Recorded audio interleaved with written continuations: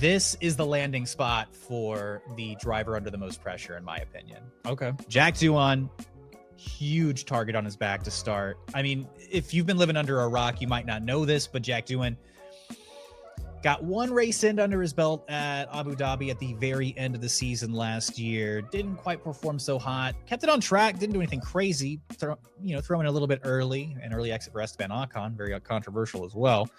But the signing of Franco Colapinto has placed this huge target on the Australian driver's back. I mean, kudos to him, by the way, starting his career with a home race. I mean, that's fun. That's pretty nice, cool, right? But you've got to start. Got a lot of Aussies now. Two. More than past. Well, normally just one solo. Last year there were two. Daniel Ricciardo and yeah, boy. Yeah, I guess that's true. Yeah. But Aussie. But nonetheless, Jack Doohan has a Franco Colapinto sized target on his back, and he's only got like 6 Grand Prix to like show that his worth to the Alpine team. Has that been confirmed? More or less. No, right? It hasn't. I don't know. The problem is that I don't know if I'm buying it. The problem is that we know that the conditions for Jack are between 4 to 6 races, and the leadership behind Alpine are very obviously showing a lot of impatience within their own project. They've been a little bit. They don't know what the hell they want to do either. I mean, they've been very, I don't know, scatterbrained is one way of putting it, as far as the off-track stuff, as far as the driver lineup stuff. This goes all the way back to like your boy once again, Oscar Piastri, going, "Oh no, I'm not actually driven for Alpine. I'm going to sign for McLaren." Great move, good But decision.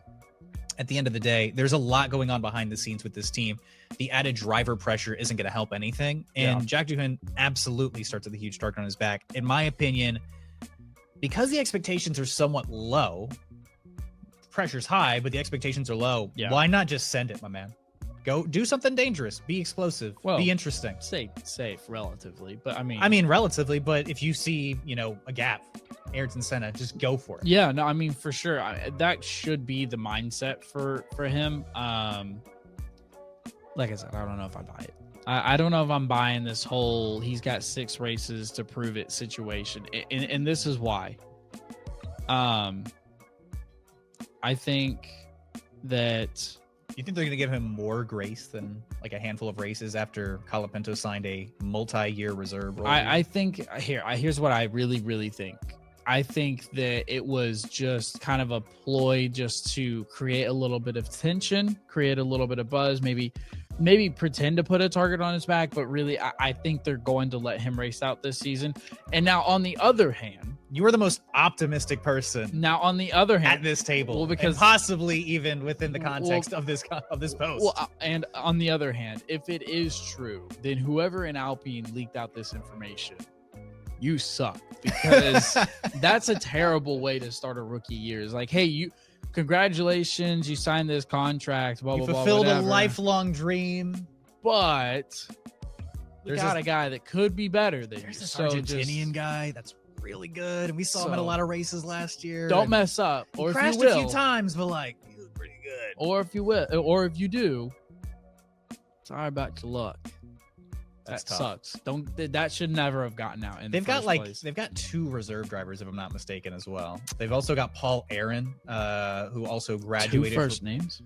Paul Aaron, Aron, not Aaron, but still could be a first name. Nah, but yeah, Paul Aaron is also one of the reserve drivers. I feel bad for Jack in all this. I think a lot of fans feel bad for Jack in all this. We're weirdly excited. It's almost like a car crash, man. I can't look away. Where you're like, I don't want to see this happen, but I'm really curious to see if it'll happen. That it happens. I mean, that 6 race mark, everybody's going to be like, Yeah, because it's by Miami, I think, is the cutoff. Yeah, everybody's going to be sitting there and going to be like, okay. I mean, how has Jack Doohan looked? I'll put it to you like this. P18 is not going to cut it for a guy named Jack Doohan. They're going to be looking, and they're going to be like, oh, Franco was racing. He was practicing here. If he's consistently behind him by like 6/10, like, it's not going to go. It's not going to fly. I agree.